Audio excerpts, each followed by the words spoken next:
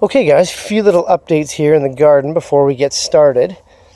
This is one of the Roma beds, but if you remember from the mulching video, in behind here are those tomato plants that I mulched. Now, they are doing fantastic. The only issue is I don't think that they're going to outgrow these Romas. So we might have to get some blocks and raise the buckets up, or once these 4-inch pots down here go off to the farm stand, maybe the buckets will go up there. So yeah, that's that. This is obviously the ranunculus bed that we weeded, still growing like mad, still producing. Gotta love it, gotta love it. And then these are the other tomatoes that we mulched. So, as you can see, they are getting huge. Yeah, not bad at all. Okay, now we quickly go back over here. From the no-till weeding video, you'll remember that I placed all the weeds on this bed here. And so these Romas have just boomed ahead. So, yeah, not bad, not bad. It's always nice when things turn out. Go away.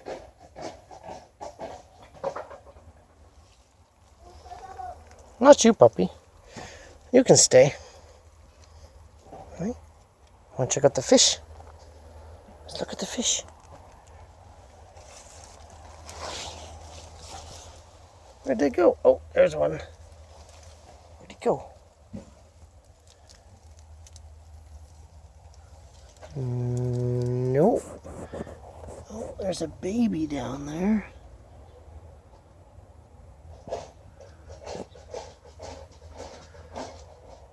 Hey guys, back in the greenhouse, hanging out with the tomatoes. It's where you can usually find me. Really excited about this video today. It's about starting your gardens from either seeds or starter plants. Which one is better? And I'll tell you which one that I use almost exclusively.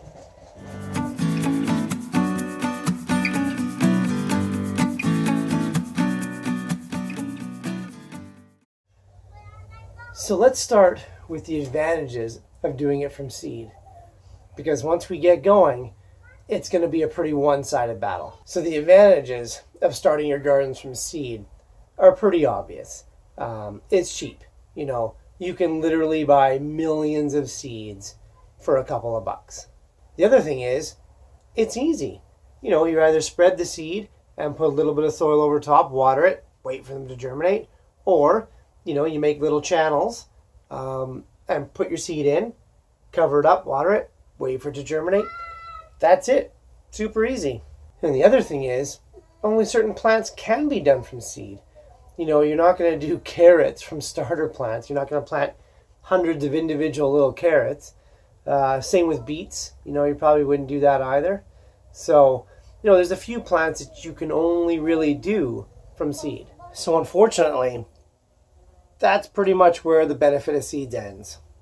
Now the method that I use here, other than carrots and beets, is to grow all my plants from starter plants. Now starter plants has a laundry list of benefits. I'll just go through a few that really stand out for me and how I garden. The main one being, you get a head start.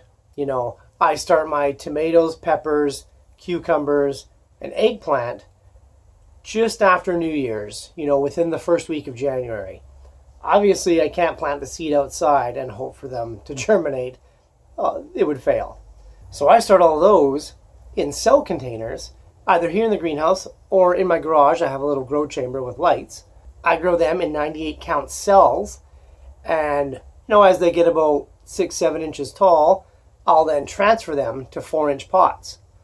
They're in 4-inch pots for probably about 5 to 6 weeks. And then by that time, you're starting to think about putting them out into the garden. So, huge benefit. I'm putting out 3 to 4 month old plants that are just waiting to boom ahead. If I were to do that from seed, I probably, in my climate in the Pacific Northwest, I probably wouldn't get tomatoes. I know for sure I wouldn't get peppers.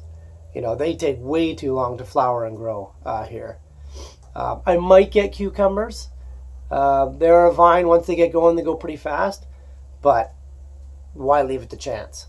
The other benefit is that pretty much you have 100% success rate because you're going to pick the best plants to put in your garden. So nearly every plant that you pick out of those 4-inch pots to place in your garden, you know is going to grow up. Sorry, there's a bee on me. You know they're going to grow up to be a healthy, fruitful, producing plant. So this is a big deal because now in your garden, you're not leaving anything to chance. You know exactly what's going to grow where, what requires what space. You can really plan out your garden ahead of time and maximize your yields. Now I know I said that one of the advantages of seeds is that it can be cheaper. But if you're like me, I save most of my seeds. So I don't have to pay for seeds. Because of that, I am actually starting my starter plants for free.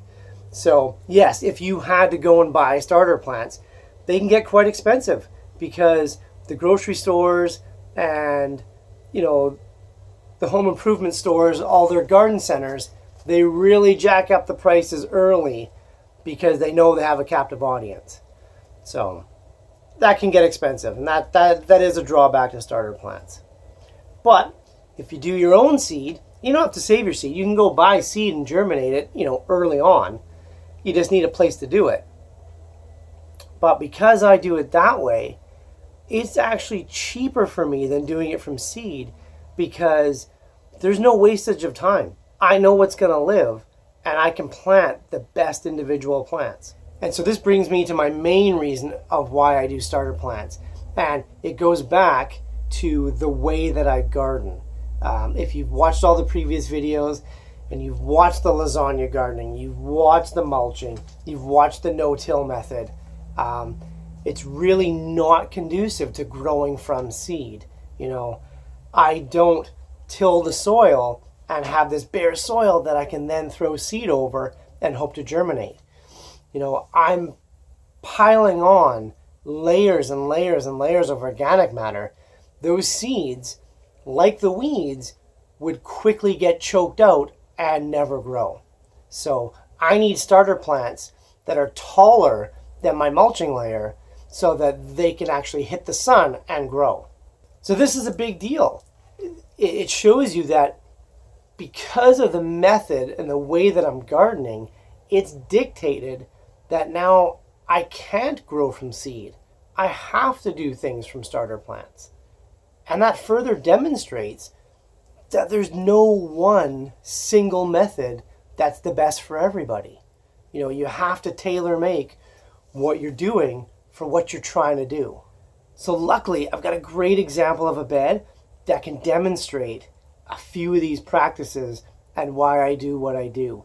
If you remember the succession gardening video from a while back, this bed here is kind of like that. It was a bed that was done from seed. You know, patches of the bed didn't work out, didn't germinate. So now I have bare soil sitting there, which, as you know, completely drives me bonkers. So let's see what we can do sort of using succession gardening and no-till farming and starter plants and see if we can fix that bed mid-season. Well, guys, here we are. I got a string of 4 2x8 beds that used to be my garlic beds. Normally, I put vine tomatoes in them after the garlic comes out, but this year I felt like I had a lot of tomatoes, so I thought we'd do some lettuce beds. So I refilled them with compost, 3 of them anyways. I'll show you what I did with the 4th one. I filled them all with compost, planted rows and rows of lettuce seeds, and Yeah, I'll show you. There's a lot of lettuce coming up. It looks good. I'll get a good harvest. But then there's huge patches of bare soil because I couldn't mulch because then the seeds wouldn't germinate. And so now I'm left with what I'm considering an opportunity to throw in some starter plants and complement these lettuce beds. So let's go have a look. All right, so this first one here, you can see a patch there. Obviously the patch up the center because I did 2 rows. But once the lettuce comes up, it'll cover that. But yeah, there's a few patches here and there. A couple kale volunteers. We'll see what becomes of those. Tomatoes that keep sprouting. So yes, tomatoes are weeds, big time. Get rid of those. All right, so the next one is, I think it's just a green leaf lettuce. Like, it kind of looks like butter lettuce, but it's not. It's just a green lettuce. I like it though, super prolific. So, but, I did 2 rows. Look at all the empty patches. And then look at this huge empty patch. I know the compost is amazing, so yeah, it's seeds for you. We'll skip this bed. And this bed, I didn't do any rows. This is sort of a mesclun mix. I just threw it all in there. And as we get closer to the end, huge patches here. So, opportunity to fix this. I'll quickly show you the 4th bed. The 4th bed was starter plants, and this is the outdoor basil. Look how neat and perfect that is. Oh, wait, what's that? That is a zucchini volunteer. I'll have to keep an eye on that because that zucchini could take over the bed. But, yeah, gives you the opportunity to mulch. As you can see, hardly any weeds at all. I have to water this bed like maybe 1/5 the time as the other beds. And it's just growing perfect. Okay, so those are the beds. This is what I'm up against. Let's see if we can use starter plants to fix it. It's starting to get hot out. Whew. Even my peppers and my watermelons. You can tell they know it's hot, but they've got mulch and they were done from starter plants. So I know they'll be okay. So rather than going with tomatoes or peppers, which I've got tons of, I saved these starter plants exactly for this sort of application. And I'll show you what they are. Onions. So I made dozens of these 6-pack of onions and sold them at the farm stand this year. And they sold like hotcakes. People just love them because, in each cell there's 4, 5, 7 onions. Times 6, you're gonna get at least 30 onions out of this. Just prick them apart, put them in the soil, away you go.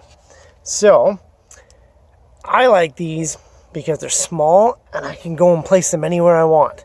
I see a little hole where either a plant didn't make it or just the way things have grown, there's an empty space. Boom, put a couple of onions. I harvest these things when they're a bit small so that they're sweeter. So I can plant them closer together than you normally would onions. So this is absolutely perfect for this application. Okay, so just let me take a little patch of this mixed green bed to show you what I'm gonna do. So you only need 3 things for this exercise. You got a screwdriver. This is to make the holes for the onion sets to go into. I like to use a pencil because it's a perfect diameter for this size onion. But all I had was a screwdriver. And that's heavy. Watering can. That's because soil's totally dried out, so I'm actually going to water it before I start poking the holes. And then lastly, obviously, is your little onion seed starters. So let's go ahead, get it done.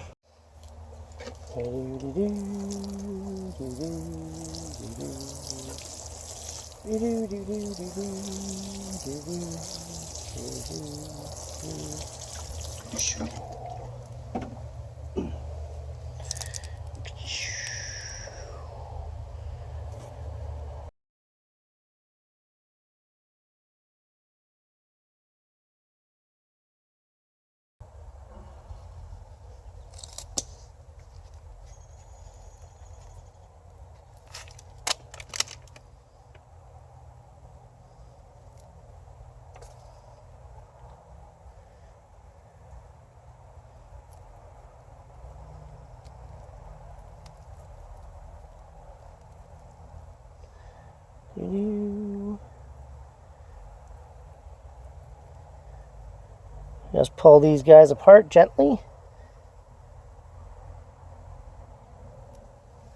So perfect. And then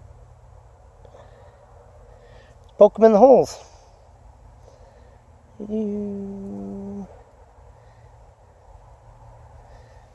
Don't worry, we'll cover up those roots.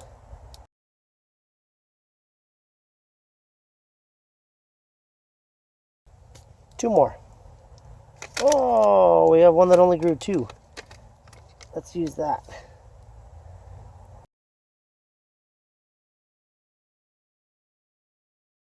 Okay, now you gotta cover up the roots. Okay, a little bit more water.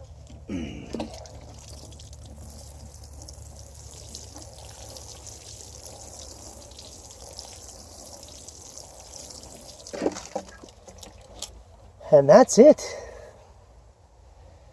How awesome is that? Once a little bare corner, now it's got 10 onions in it. 10 onions, you know, $2-3 a piece, more for organic, and obviously these would be organic. You know, you're looking at like $35-40 worth of onions in a couple of months. Good stuff. So, way too hot to go back into the greenhouse. Probably too hot to be putting those onions in this time of day, but I do know that shade is about 10 minutes away from covering them, so not too worried. And you know, those Walla Walla onions are pretty resilient. So anyway, so you can see how once again starter plants save the day. You know, bare patch, that soil was turning into concrete when I was putting that screwdriver in. You know, it was like going in through concrete, and that's not good. Nothing grows in that. So now I can get those onions growing. I can mulch that area now because, you know, you saw the onions are 6 inches tall. I can mulch around them. You know, within a couple of days, that soil will be moist at the top. The active layer will be right at the surface where all the oxygen is, where all the nitrification can happen from the air. It's a beautiful thing. So starter plants, you know, in case it wasn't clear, my preference is definitely starter plants. So a couple of last points regarding the starter plants. It can definitely get costly. So if you're able to buy the seed and start your own starter plants, you'll be in for almost the same cost as doing the seeding method anyway. So really no reason not to do the starter plant way. The other thing you're going to want to do is start your starter plants about 2 to 3 months before you plan to get them in the ground. That way you're hitting the ball running and you're harvesting, you know, a month to 2 months before your neighbors are. And finally, because I like to tie it all together, you know, you can really see now how all these different applications, you know, the no-till farming, the mulching, the lasagna gardening, you can really see how all those applications are one cohesive method of a progressive, high yield, low effort way to get great organic vegetables out of your backyard. You know, one more benefit that I didn't really touch on is that for you design bugs out there, you can really go and plan your garden out months ahead of time, sort of visualize what you want to see when you go into your backyard and really sort of create this special place of not just growing great vegetables, but you can really make it this satisfying, you know, aesthetic green space where you can zen out, you know, at the end of a long day. You know, I know through my videos, I don't really play up the aesthetics very much because they don't matter as much to me in conventional terms. You know, I find the aesthetics in the complexity of nature itself. But yeah, you people that love to design and sort of have this vision of what you want your perfect garden to look like, you can't really do that with seeds, but you can with starter plants. And I definitely think that could be counted as an advantage versus regular seeding. So that's it for today, guys. Hopefully that was a unique spin on, seeding versus starter plants. Hopefully there's a few things in there that you haven't seen in other videos. If you like what you see, hit subscribe down below, leave some comments, maybe give some examples of what you like better in your garden. Maybe you like seeding better. Maybe starter plants are too costly or a hassle, and you love seeing little seeds germinate up and, going out and watering them every day. Some people love that stuff, and there's nothing wrong with that. This is just what works better for me. So anyway, I hope to see you next time. Thanks for watching.